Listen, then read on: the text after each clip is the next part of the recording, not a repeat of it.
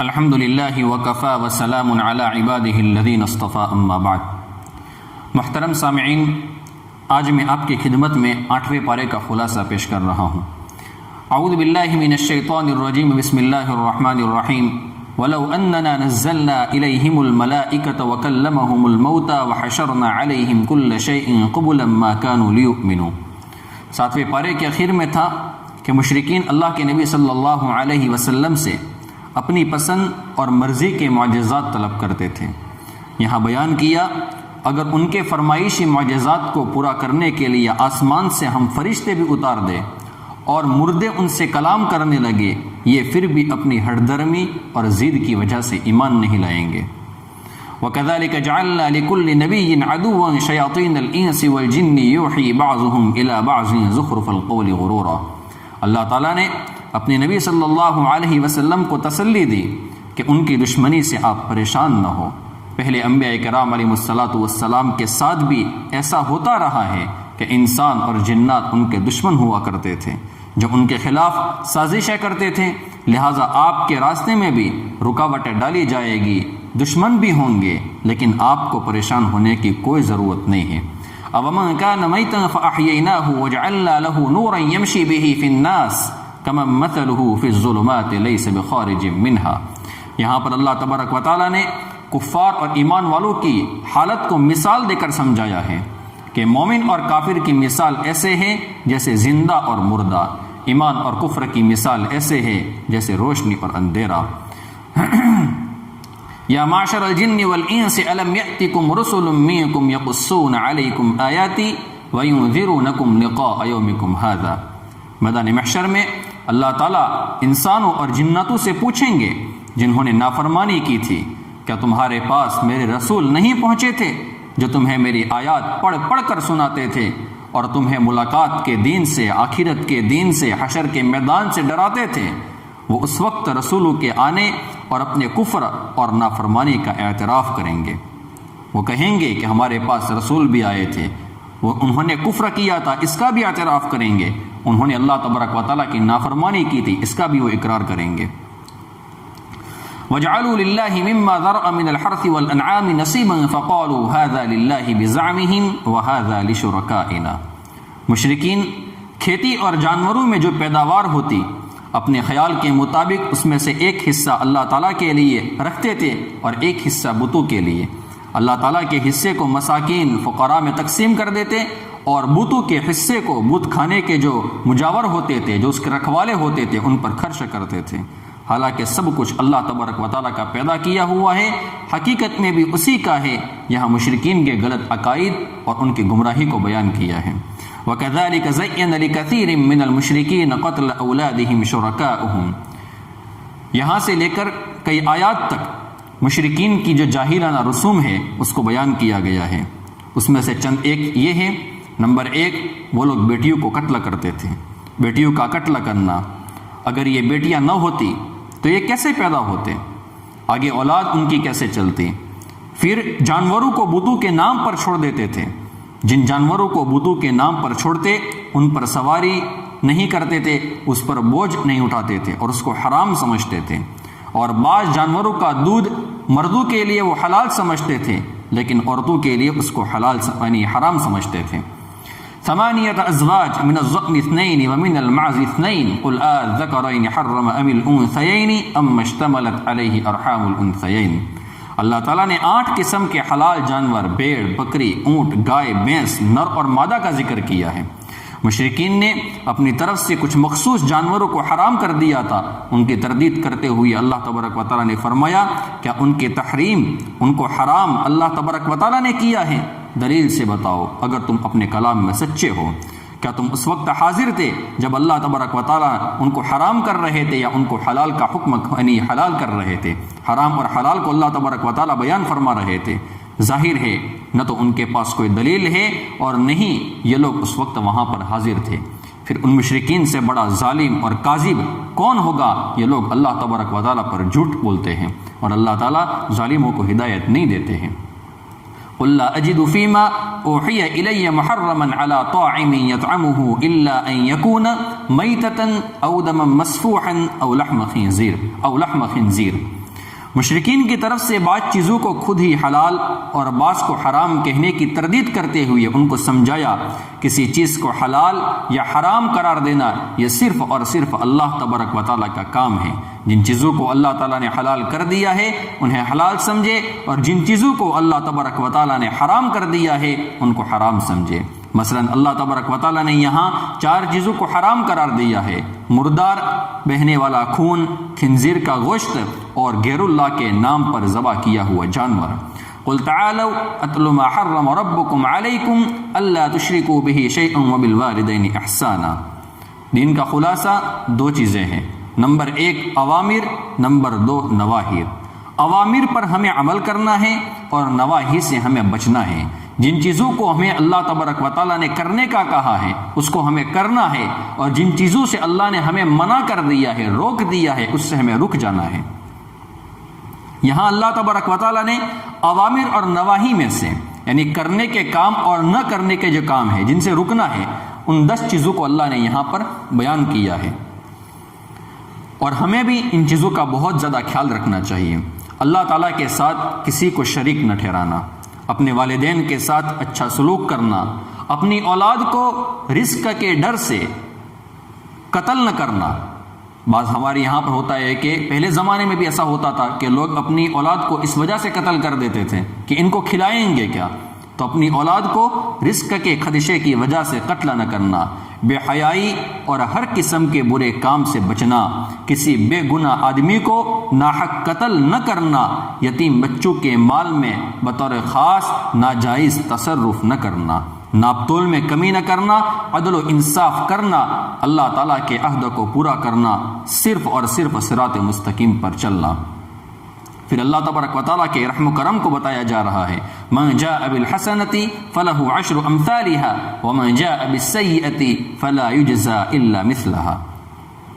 اللہ تبارک و تعالیٰ کی ذات کتنی کریم ہے، کتنی رحیم ہے کہ انسان جب نیکی کا صرف ارادہ کرتا ہے تو اس کے نامہ اعمال میں ایک نیکی لکھ دی جاتی ہے۔ اگر وہ نیکی کر لے تو نامہ اعمال میں 10 نیکیاں لکھ دی جاتی ہے۔ گناہ کا ارادہ کرے تو گناہ لکھا نہیں جاتا جب تک کہ وہ گناہ نہ کر لے، اگر وہ گناہ کر لے تو صرف ایک گناہ لکھا جاتا ہے۔ قل ان صلاتی ونسکی ومحیای ومماتی للہ رب العالمین۔ سورہ انعام کے آخر میں اللہ تبارک و تعالیٰ فرماتے ہیں، میرے نبی کہہ دیجئے میری نماز، میری قربانی، میری زندگی اور میری موت یہ صرف اور صرف اللہ تبارک و تعالیٰ کے لیے ہے۔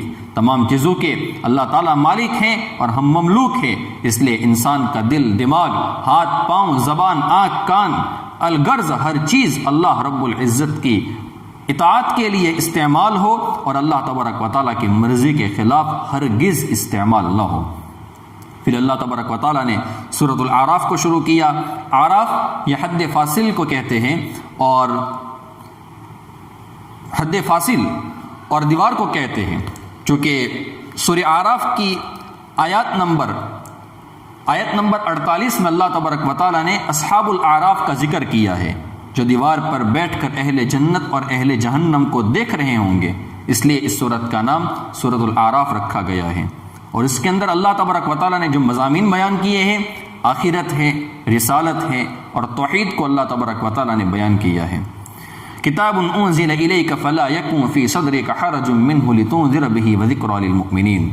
یہاں اللہ کے نبی صلی اللہ علیہ وسلم کو تسلی دی گئی کہ تبلیغ دین میں آپ کا دل تنگ نہیں ہونا چاہیے کہ لوگ اس کو جھٹلا دیں گے، وہ ایمان نہ لائے تو آپ کو پریشان نہیں ہونا چاہیے، کیونکہ آپ کا کام ہے فقط دین کو اچھے انداز میں لوگوں تک پہنچانا ہے۔ والوزن یومئذ الحق فمن ثقلت موازینہ فاولئک هم المفلحون۔ قیامت کے دن اچھے اور برے دونوں اعمال کا وزن کیا جائے گا، اور یہ حق بات ہے اور صحیح بات ہے۔ اعمال کو شمار نہیں کیا جائے گا بلکہ وزن کیا جائے گا۔ ان آیات میں بات سمجھائی کہ جس شخص کے اعمال کا پلڑا بھاری ہوگا وہ کامیاب ہوگا، جس کے اعمال کا پلڑا ہلکا ہوگا وہ ناکام ہوگا۔ کیا مطلب ہے؟ جس کی نیکیاں زیادہ ہوگی، گناہ کم ہوں گے، وہ کامیاب ہوگا، جس کے گناہ زیادہ ہوں گے اور نیکیاں کم ہوگی وہ انسان تباہ ہو جائے گا۔ اللہ ہم سب کی حفاظت فرمائے۔ اس لیے اعمال کا صحیح اور سنت کے مطابق ہونا بہت ضروری ہے۔ مزید یہ کہ اعمال کے قبول ہونے کے لیے 3 شرطیں ہیں۔ نمبر 1 عقیدہ ٹھیک ہو، نمبر 2 ارادہ ٹھیک ہو، اور نمبر 3 طریقہ ٹھیک ہو۔ وَلَقَدْ خَلَقْنَاكُمْ ثُمَّ صَوَّرْنَاكُمْ ثُمَّ قُلْنَا لِلْمَلَائِكَةِ اسْجُدُوا لِآدَمَ فَسَجَدُوا إِلَّا إِبْلِيسَ۔ یہاں سے کئی آیات میں اللہ تبارک و تعالیٰ نے حضرت آدم علیہ السلام کا تفصیل سے ذکر کیا ہے۔ آدم علیہ السلام کو اللہ تبارک و تعالیٰ نے ملائکہ کو ان کے سامنے سجدہ کروایا تھا۔ حضرت آدم علیہ السلام کو ملائکہ نے سجدہ کیا تھا اور اللہ نے ان کو حکم دیا تھا۔ شیطان کا مردود ہونا بیان کیا ہے۔ آدم علیہ السلام کا جنت میں رہنا، پھر جنت سے زمین پر آنا، اور پھر آخر میں دعا کا ذکر ہے، اور ساتھ ساتھ ابن آدم کو سمجھایا کہ شیطان تمہارا ازلی دشمن ہے، اس لیے تم اس سے بچ کر رہنا۔ حکیم الامت حضرت تھانوی رحمۃ اللہ علیہ نے بہت پیاری بات ارشاد فرمائی ہے۔ حضرت تھانوی فرماتے ہیں کہ شیطان کے اندر 3 عین تھے، چوتھا عین نہیں تھا۔ وہ عابد بھی تھا، عالم بھی تھا، اور عارف بھی تھا۔ عالم تو بہت بڑا تھا، عبادت اس نے بہت اللہ تبارک و تعالیٰ کی تھی، اور عارف تو ایسا تھا کہ جس وقت اللہ تبارک و تعالیٰ اس کو اپنے دربار سے بگا رہے تھے، ملعون نے اس وقت بھی دعا مانگی تھی، تو کہ چونکہ وہ جانتا تھا کہ میں اگر ایسی گھڑی میں بھی دعا کروں گا تو میرا اللہ میری دعا کو ضرور قبول کرے گا۔ آج ہمارا حال ہے کہ ہم اللہ تبارک و تعالیٰ سے بدگمانی کر لیتے ہیں، اللہ میری دعا قبول ہی نہیں کرتا ہے۔ شیطان جب نا امید نہیں ہوتا ہے تو ہم اللہ کے بندے مسلمان اور ایمان والے ہو کر کیوں اللہ تبارک و تعالیٰ کی رحمت سے نا امید ہو جاتے ہیں؟ ہمیں اللہ تبارک و تعالیٰ سے نا امید نہیں ہونا چاہیے۔ تو شیطان کے اندر 3 عین تھے، وہ عابد بھی تھا، عالم بھی تھا، اور عارف بھی تھا، لیکن عاشق نہیں تھا۔ اور اللہ تبارک و تعالیٰ کو عبادت چاہیے لیکن عشق والی چاہیے۔ اللہ ہم سب کو عشق والی عبادت عطا فرمائے۔ پھر اللہ تبارک و تعالیٰ نے فرمایا یا بنی آدم قد انزلنا علیکم لباسا یواری سوآتکم وریشا ولباس التقوی ذالک خیر۔ گزشتہ آیات میں بتایا کہ شیطان کی خباثت کی وجہ سے حضرت آدم علیہ السلام کا جنتی لباس اترا اور انہیں برہنہ ہونا پڑا۔ حضرت آدم اور حضرت حوا دونوں کا یہی حال ہوا تھا۔ یہاں اللہ تبارک و تعالیٰ نے لباس کو ایک نعمت قرار دیا ہے۔ لباس ظاہری بھی نعمت ہے جس سے انسان اپنا ستر چھپاتا ہے، اور اس کا اصل مقصد بھی تقوی اختیار کرنا ہے، اور لباس معنوی یعنی تقوی اختیار کرنا یہ لباس ظاہری سے بھی زیادہ بڑھ کر ہے۔ اس لیے اولاد آدم کو دونوں لباسوں کا اہتمام کرنا چاہیے، کہیں شیطان ان کے باپ کی طرح اولاد کو بھی آزمائش میں نہ ڈال دے۔ یا بنی آدم خذوا زینتکم عند کل مسجد وکلوا واشربوا ولا تسرفوا انہ لا يحب المسرفین۔ پہلے آیات میں مشرکین کی رسم بد اور جاہلانہ رسم کو بیان کیا گیا تھا کہ وہ ننگے جسم بیت اللہ کا طواف کرتے تھے اور اس کو عبادت اور بیت اللہ کا احترام سمجھتے تھے۔ یہاں اللہ تبارک و تعالیٰ نے ان کی بےہودہ رسم کی تردید فرمائی ہے کہ بیت اللہ میں برہ نہ ہو کر طواف کرنا یہ بے حیائی ہے اور سخت بے ادبی ہے۔ اس آیت سے جمہور صحابہ کرام، تابعین، فقہائے کرام نے یہ مسئلہ استنباط کیا ہے کہ جس طرح ننگے حالت میں طواف کرنا منع ہے، اسی طریقے سے ننگے سر نماز پڑھنا بھی منع ہے۔ والذین آمنوا وعملوا الصالحات لا نکلف نفسا الا وسعها۔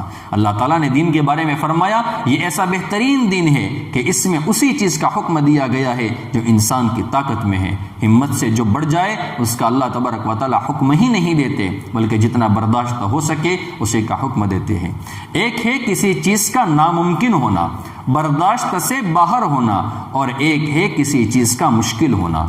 شریعت کا کوئی حکم یاد رکھے، شریعت کا کوئی حکم ناممکن نہیں ہے، ناممکن اور برداشت سے باہر نہیں ہے۔ ہاں البتہ کچھ نہ کچھ مشکل ضرور پڑتا ہے، تبھی تو اللہ تبارک و تعالیٰ نے شریعت کے احکامات کے اوپر عمل کرنے میں، جن چیزوں سے اللہ نے بچنے کا کہا، ان چیزوں سے بچنے میں اللہ نے اجر رکھا ہے۔ پھر اللہ تبارک و تعالیٰ نے اصحاب اعراف کا ذکر کیا ہے۔ ونادى اصحاب الجنة اصحاب النار ان قد وجدنا ما وعدنا ربنا حقا فهل وجدتم ما وعد ربكم حقا قالوا نعم۔ اللہ تبارک و تعالیٰ نے یہاں پر اہل جنت، اہل جہنم اور اصحاب الاعراف کا تذکرہ کیا ہے۔ ایک طرف جنت والے ہیں، ایک طرف جہنم والے ہیں، درمیان میں ایک دیوار ہے جس کا نام اعراف ہے۔ جنت والے جہنم والوں سے کہیں گے اللہ تعالیٰ نے ہم سے جو وعدہ کیا تھا وہ سچا تھا، ہم نے پا لیا، تمہارے ساتھ جو جہنم کا وعدہ کیا تھا تمہیں بھی مل گیا ہے۔ اور کچھ لوگ اعراف والے ہوں گے، یعنی جن کے نیکیاں اور برائیاں دونوں برابر ہوگی، تو یہ لوگ اعراف میں ہوں گے، بالآخر اللہ تعالیٰ ان کو بھی جنت میں داخلہ نصیب فرمائیں گے۔ ہم تو اللہ تبارک و تعالیٰ سے دعا کریں گے کہ اللہ ہم تو اول وہلے میں بغیر حساب و کتاب جنت میں داخلہ نصیب فرما دے، نہ اللہ ہمارا حساب لے، نہ اللہ تبارک و تعالیٰ ہم سے پوچھے، بس اپنے فضل، اپنے خصوصی کرم اور اپنے لامحدود رحمتوں سے بغیر حساب و کتاب کے اللہ ہمیں جنت عطا فرما دے۔ ان ربکم اللہ الذی خلق السماوات والارض فی 6 ایام ثم استوى علی العرش۔ پھر اللہ تبارک و تعالیٰ نے آسمان و زمین کی تخلیق کو بیان کیا ہے، پھر اللہ تبارک و تعالیٰ نے عرش کے متعلق گفتگو کی ہے۔ اس کے بعد اللہ تبارک و تعالیٰ نے 5 انبیاء کرام علیہم الصلاۃ والسلام اور ان کی قوموں کا ذکر کیا ہے۔ لقد ارسلنا نوحا الی قومہ فقال یا قوم اعبدوا اللہ ما لکم من الہ غیرہ۔ ان قصوں کو بیان کرنے کا مقصد ایک تو یہ بتانا مقصود ہے کہ تمام انبیاء کرام علیہ الصلاۃ والسلام اصول میں سارے کے سارے متفق ہیں، اور تمام انبیاء کرام نے اللہ تبارک و تعالیٰ کی توحید کی دعوت دی ہے۔ دوسرا مقصد اللہ کے نبی صلی اللہ علیہ وسلم کو تسلی دینا ہے کہ مخالفین کی تکالیف پر دل برداشتہ نہ ہو، کیونکہ سابق انبیاء کرام، پہلے کے انبیاء کرام علیہ الصلاۃ والسلام کے ساتھ ان کی قوموں نے بھی ایسا ہی کیا تھا۔ ان انبیاء کرام علیہ الصلاۃ والسلام کے نام کیا ہے؟ نمبر 1 حضرت نوح علیہ الصلاۃ والسلام، نمبر 2 حضرت ہود علیہ الصلاۃ والسلام، نمبر 3 حضرت صالح علیہ الصلاۃ والسلام، نمبر 4 حضرت لوط علیہ الصلاۃ والسلام، اور نمبر 5 حضرت شعیب علیہ الصلاۃ والسلام۔ تو میں نے چند ایک گزارشات آپ کی خدمت میں 8ویں پارے کے حوالے سے پیش کی۔ ہم اللہ تبارک و تعالیٰ سے دعا کرتے ہیں کہ اللہ ہمیں شرک سے ہمیشہ ہمیشہ کے لیے بچائے، توحید پر ہمیشہ ہمیشہ کے لیے اللہ قائم رکھے، بری عادات سے بچنے کی اللہ تبارک و تعالیٰ توفیق عطا فرمائے، اچھی عادات اختیار کرنے کی توفیق عطا فرمائے، اہل باطل سے دور رہنے کی اور اہل حق کے ساتھ چلنے کی توفیق عطا فرمائے۔ اللہم ارنا الحق حقا وارزقنا اتباعه وارنا الباطل باطلا وارزقنا اجتنابه، آمین یا رب العالمین، وآخر دعوانا ان الحمد للہ رب العالمین۔